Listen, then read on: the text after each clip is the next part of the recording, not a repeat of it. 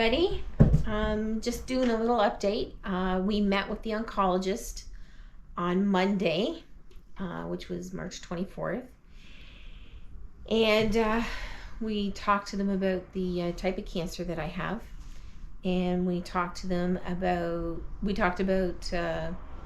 treatment plan. We talked about size and a little bit about stage. It was a very real conversation that we had ourselves, and we met the new oncologist, the Dr. Holland, who will be he was interning the time that he's interning right now, but he'll be back in October as an actual oncologist when he does his last bunch of tests. And then after we met with him and discussed all this, then Dr. Boucher, my actual oncologist, who will be taking care of me through the next little while, was the one that came in then and talked to us and went over a few details and see if we had any questions. So basically, they feel that because I'm young and I'm very healthy, I have no issues, I'm not on any medications, my general health is really good, other than the fact that I have breast tumors. 3 of them, in fact, and I didn't get the size of the 2 smaller ones, but the largest one that I have is 4.7 centimeters from what the information that he has from the MRI, so and the mammograms. And yeah, it was a very it's a very interesting conversation to have, because the absolute last thing that I want to do is chemotherapy. And apparently right now it's one of the only options for me for treatment, and the one thing I didn't want. And here I am in that position. Now, we do have the option to just have surgery and have it all removed. That is our choice, but they would really like to see how my body reacts to chemo. And I guess because it's triple negative breast cancer, it's an aggressive form of cancer. It grows 1% every day. The tumors are borderline stage 3 going, more. At this point in time, we also have a suspicious lymph node that seems suspiciously inflamed. So we've ordered a biopsy, which I'm going to have on Friday, and to find out if the cancer has spread to the biopsy, because if it has, then it's a stage 3 for sure. And if the tumor keeps growing and it doesn't shrink, then it puts me in that higher stage, because 4.7 centimeters is pretty big. Once it reaches 5 centimeters, you're going into the stage 4. And if it is in the lymph node, then the chances are it's spread to other parts of my body. So they'll have to order a CT scan to find out if I have cancer in other areas of my body. So a very subdued, very real, very serious conversation that we sat down and had with the doctor, but he was pretty good in explaining everything. And right now we're just going to keep it as a 2, possibly a stage 3, and just hope for the best. Hope that it hasn't spread. Really don't want that, but I mean, like I said, it's an aggressive form of cancer. It has very little treatment options, and they want to do chemo first instead of operating. So the goal basically is, with the chemos, to shrink the tumors down enough in 6 months. That's kind of and I'll get into that. They want to do chemo for 6 months. The first 12 weeks is going to be, I've got my little sheet here that the doctor wrote out for me. The first 3 months, the first 12 weeks is, it's a chemo treatment every week. And they're going to hit it hard and hit it aggressively. So because I have no other health issues other than the fact that I have these tumors and I'm healthy, we're hitting it as hard as we possibly can. So I can only imagine what that's going to be like. And in the last 3 months is going to be chemo treatments, but it's only every 3 weeks, and it's that I don't remember. It's the not very nice one, the doxorubicin, and I can't. This cycloplasmide chemo is the last one. It's a really hard hitting. They do it only every 3 weeks, I guess, because it's so hard on your body. And if all my hair doesn't fall out in the first 12 weeks, it'll definitely fall out as soon as I start that last bit, because that's the one that's the hardest. They explained that I would have to go for heart testing because that chemo is so hard on the heart as well that it could harm my heart. So, gosh, the thought of all of that is just, it's kind of frightening, really, when you think about it. Not looking forward to any of it, but geez. Anyways, so how the first 12 weeks is set up is done in 4 cycles, and they're 3 weeks each. And so the first week, I'm going to get a bunch of pre-meds.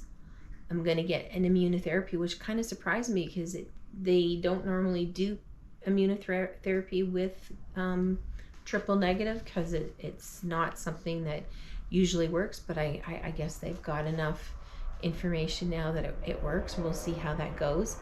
Pre-meds, immunotherapy, and then 2 chemo drugs. That's right. So the pembrolizumab is I probably don't have these names right. Sorry, the immunotherapy, and then there's carboplatin, and then Plaxidol, something like that.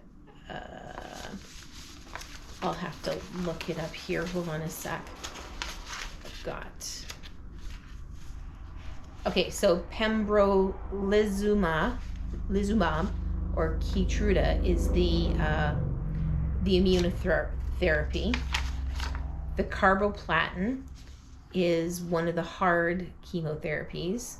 Okay, sorry, the other one was the immunotherapy. This one, the carboplatin, is the chemotherapy, and the paclitaxel is the other chemotherapy. So you get, on the first day of the cycle, you get everything, and apparently it's probably going to wipe the crap out of me, make me very tired. They suggest day 3 to 5 is where you kind of feel wiped out. And then, because it's a cumulative effect, the farther I go into the treatments, I'm sure the more tired and less energy I'm going to have. And then the 2 weeks following are just a pre-med and a chemo. And the chemo that I get will be the paclitaxel. And and then I have to have a drug that goes with the carboplatin chemo, so that I don't throw up and don't be nauseous and stuff like that. That stays in my body for about 5 days, so that should be fun. So basically what's going to happen is the day before I do my chemo treatments in Summerside, thank goodness, closer to home, I have to have blood work done each day before I have it. And as long as my blood work is good, then we proceed with the chemotherapy. And then I guess we'll just have to kind of go from there and see what happens. So it's a lot of information to take in all at once. And it's 6 months of chemotherapy, which is my whole entire summer. I'm probably not going to be able to do a whole heck of a lot. Not looking forward to that. But they're hoping to shrink the tumors enough that they can do surgery at the end of 6 months, and I guess it's not going to be as an aggressive surgery. And then after that surgery, I guess they'll do whatever tests and MRIs that they do for that stuff. There'll be a bit of recovery time, and then we sit down and we talk about whether or not I need radiation treatment. I guess, depending on how my body reacts to the chemo, if it doesn't react well, then it might end up being a full mastectomy. And so even that thought is just kind of, after you go through all this, I'm not sure how I feel about that, but there'll be surgery and there'll be recovery, and then we'll talk whether or not I need radiation or not to further kill any cancer cells. And then I believe they want me on that immunotherapy for approximately 6 months after that. So that's a long time, taking drugs and hoping that you kill it all and all that sort of stuff. But in my last video, I did say that I had some good news, because you all know that on the 11th of February, when I found out that I had a form of breast cancer, I went, I will call it ketovore, not completely carnivore, it was ketovore, because I got some avocados and some fermented sauerkraut for probiotics, and so it's not like, can't call it that. So anyways, for a better word, we'll just call it ketovore. I went strict. I cut out all sugar. I cut out all complex carbs. So the carbs that I'm getting are just very little carbs.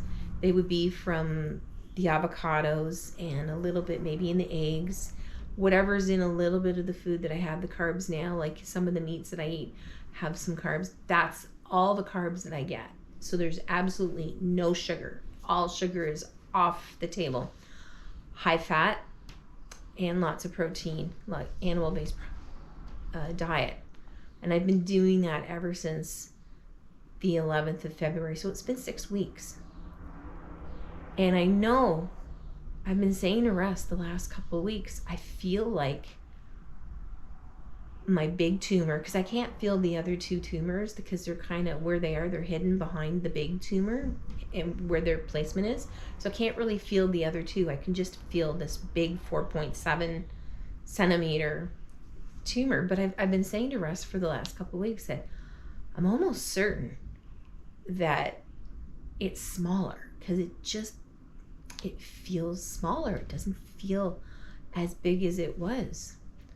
So basically, after I answered all the questions and did all the paperwork with them, and we sat down and we talked about the schedule of the chemotherapy and the immunotherapy, and we talked about the triple negative, then we did a breast examination so that they would have a baseline of the size. And I don't know how they figured that out, but they know they have their way that they can measure it.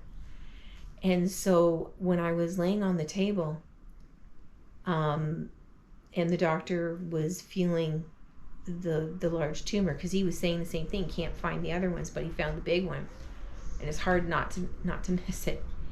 He put the size of it, guys, hold on to your chairs. He put the size of it as about a 3 centimeter, maybe a 3.25 centimeter. So can someone explain to me how an aggressive form of cancer that's hard to treat grows 1% every day has shrunk? Because it shrunk. It's smaller. We figure that's what? About 25 to 30% smaller than what it was. And I'm looking forward. I've ordered all my test results, and I've got a form to order all of that. And so I have a few more tests that I want to have completed before I put this form in. but I will have all of this information so that everybody can see that information with me and see that I'm not lying and that this is the actual truth and this is the truth of the matter. Because we're floored. We looked at each other and we smiled, Russ and I. And, you know, like I don't know how a tumor can shrink that much without any treatment, because I haven't had any treatment yet. The only thing, guys, that I've done is I took the sugar out of my diet. And we said that to him. Because, of course, when you're going through, when you're talking with the nurse and filling out all the forms and answering yes, no, and this and that, and how you feeling, and mentally, how are you feeling? I was like, all the stuff that they ask you. Sorry, guys, the video cut out there. So anyways, as I was saying, we were talking with the doctor, and like he says, there's about like I said, he puts it at 3 centimeters, possibly 3.25. I haven't had any treatments, haven't done anything. The only thing that I've done is I took all the sugar out of my diet. And it's interesting because when the nurse was giving me all my questions, asking me everything, you know, they highly recommend the Canada's Food Guide. And I just kind of thought to myself, and I shook my head and I thought, well, told her that we were on a keto diet. And she's like, well, we strongly recommend the Canada's Food Guide. And I'm thinking, no, I'm not going to go down that route, because from everything that I've ever researched and everything that I've ever understood and everything that I've ever known about cancer is cancer cells thrive on sugar. And whether you're eating an apple or a Snicker bars, your body doesn't differentiate. It's a chocolate bar, don't eat that. Or it's an apple, that's okay, you can have that sugar. Glucose is glucose. Glutamine is glutamine. And so for the last 6 weeks, I haven't had any sugar. That's huge, guys. That your diet can shrink a cancer cell, a cancer tumor. And it has. It's smaller. My bra fits differently. I can actually put my bra on and I'm not in any discomfort. It's insane. So anyways, we also asked the question about alternative treatments, because, you know, they give you the conventional, but we want to know about alternative treatments. What else can we do on the side? Will they allow us to do an alternative treatment on the side? And so we brought up the ivermectin treatment on the side to help fight cancer. Because if any of you know me, you know, or Russ, you know, we're not strictly conventional people. We know that there are other means and other ways of fighting diseases, and we've known for a long time, for a while now, that the repurposed drug ivermectin, yes, horse dewormer, whatever you want to call it, back in the 40s and 50s, or back when they first had it, whatever year that was, they were using it on humans for parasite cleansing. And it is used in Africa for parasite cleansing for this unconscious, I don't know, whatever again, I'm just killing the word there, but it's a parasite that affects the eyesight. So, I mean, it is used, but for some reason, people were studying it to see if there was any usefulness in cancer, and there is usefulness. Now, because it's a repurposed drug, and because, you know, Big Pharma is not going to make any money on it, they're not going to put money into doing people trials. They've got lots of trials. They've got, you know, some people that it was their last hope. They heard about it and they tried it. And it works to kill cancer. It kills the stem cells. So if you use the ivermectin, and you can use fenbendazole and menbendazole in combination with ivermectin, and I have it's an alternative treatment paper that I received, and so I've done the homework, I've researched it, and I think we're going to do that on the side, because we asked him, we said, you know, would it be okay if we did this? Because, you know, this is my body, this is me wanting to fight cancer, wanting to get cancer out of my body, and wanting to do everything I possibly can to increase my chances of killing it and it not coming back. And it wasn't a no and it wasn't a yes. It was, if you do it, let us know so we can just watch your liver.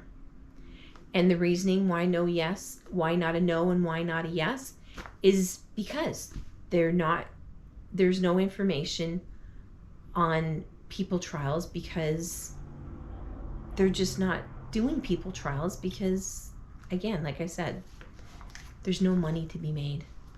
Big Pharma's not gonna put money into something that, they're not gonna make any money because it's an unpatented drug.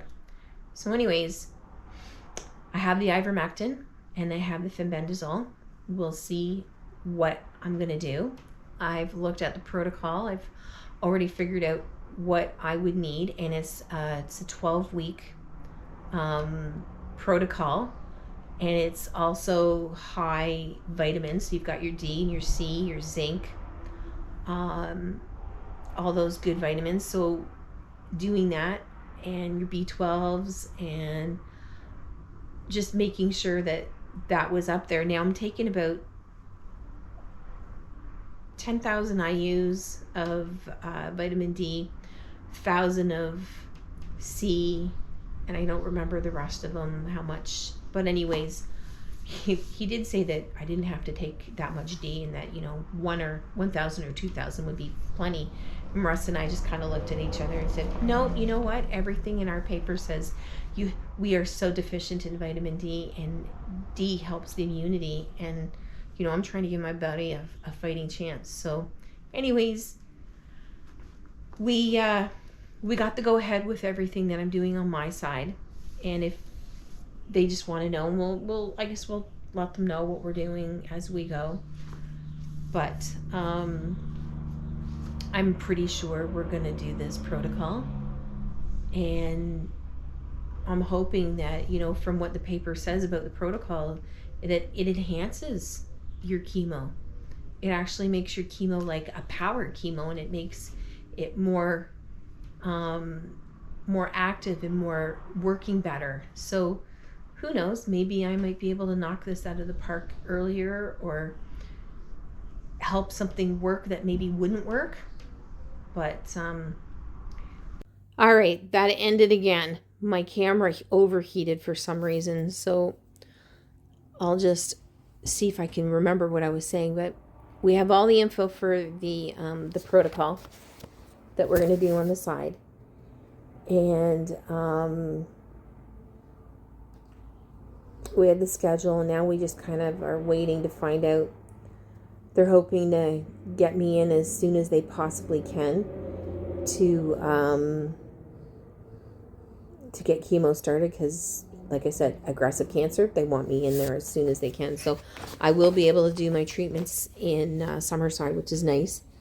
And we just have to get me in there and figure out what we're doing. So it's going to be a busy week still. On Friday, I'll have my biopsy. And I guess we'll have to figure out when we're going to start the protocol, because that'll be 12 weeks as well. We can do that alongside with our chemo. And there shouldn't be any side effects whatsoever. And the paper says that. So I'm really hoping that we have some good success with all of this, because want to give it everything that we have. I'm ready to fight. My feet are ready to go. I'm ready to fight. I'm ready to do this. I've been waiting so long now. And I mean, this all started on the 8th of January, and it's now, almost the end of March. Like, we're just a couple of days away from Friday. It's insane. That's a long time to be waiting to finally get all this stuff going. So I'm ready. And I guess the oncology department in Summerside will call me to do my teach, because I have to learn about what the drugs do and how to look for symptoms and what to be watching for. And yeah, got to do all that stuff. So, oh guys, what a long week. What a long time. What a long everything. But I know this much. We're gonna do this. And the peace of God The peace that surpasses all understanding, like, is with Russ and I. And our hearts are so enlightened and encouraged, even just to see how my body's responded to taking sugar out of my diet. Like, that's insane. If other cancer patients did that, just take all the sugar and all the carbs out of your diet, where would you be at? I gotta wonder. I just gotta wonder, had I not changed my diet on the 11th of February and not taken the sugar out, what position I'd be in right now. Because I don't think I'd be in a smaller tumor condition. I think I'd be, well, if your tumor grows 1% every day, and if just by eliminating sugar and that reduced my tumor by 30%, even if my tumor grew 30, I'd be in a stage 3 or stage 4. I'm sure it would be so much bigger had I not done that, because the waiting has been so long just to get to this point. So if you're watching this and you're fighting cancer, I mean, I know I'm just at the beginning and I haven't started chemo yet, but what an encouragement just to know that taking sugar out of your diet makes that much of a change. Like, that's just, we knew, we had that head knowledge from all the research, but didn't have that personal experience. And now that it backs up what we've been thinking the last couple of weeks, that the tumors were smaller. So anyways, I'm rambling. I'm sorry, but I'm very excited because that was like the best news. That was like amazing. It's been such a heavy time. It's been such a hard time to deal with all of this. To get that news is incredible. And, it's making us feel really good. So I just got to hope and wonder what's going to happen in the weeks to come and how it's going to feel like. Not looking forward to having that junk and garbage put in my body. But right now it's my only option. But again, our goal is in 6 months to do surgery, to have this shrunk down enough that we can do surgery in 6 months. And I guess so that it's not so invasive. And I appreciate that. Now, we'll just have to see how hard this is because we're going all gung-ho about it. So, but anyways, that's the good news. And you know what? If I wasn't a Christian, if I wasn't a born-again Christian, if I didn't have my faith, if I didn't have my trust in God, I don't honestly know where I would be feeling. Like, when I was looking at all those questions that they were asking, I thought to myself, as I'm answering them in a positive way, how many others probably don't have peace, don't sleep, are worried. I mean, it's not to say that I don't have worries. It's not to say that I don't have concerns. Am I going to be able to beat this? Is it going to come back? If I do get rid of it, is it going to come back? It's aggressive. Are we going to be able to kill it down? But I'm not worried about that. I just know that God's with me. And hopefully, each and every week as I go in, that He's my strength. And that, even on those days when hopefully I'm not feeling too good, I still think about Him and I still worship Him and I still thank Him and I still praise Him. Because that's what I want. So, anyways, guys, I'm going to check out now. But I'll see if I can put some comments and some links in the video to show you the protocol that I'm doing. And if you're interested, reach out to me. I can tell you what I'm doing. Reach out to me. And I'm kind of excited to see how this is going to go. I'm not excited about the drug side of this, but I'm excited to see how this is going to go. Anyways, guys, Vanessa here from Muddy Boots Old Houses and the Farm. And just a little bit more about my journey, my cancer journey, my breast cancer journey that I'm on, and a little bit of awesome news. So I'm here with the cats. One cat there and one cat at my foot and one cat on the floor. But anyways, stay safe, stay warm, and we'll chat really soon. All right, love you guys. Take care.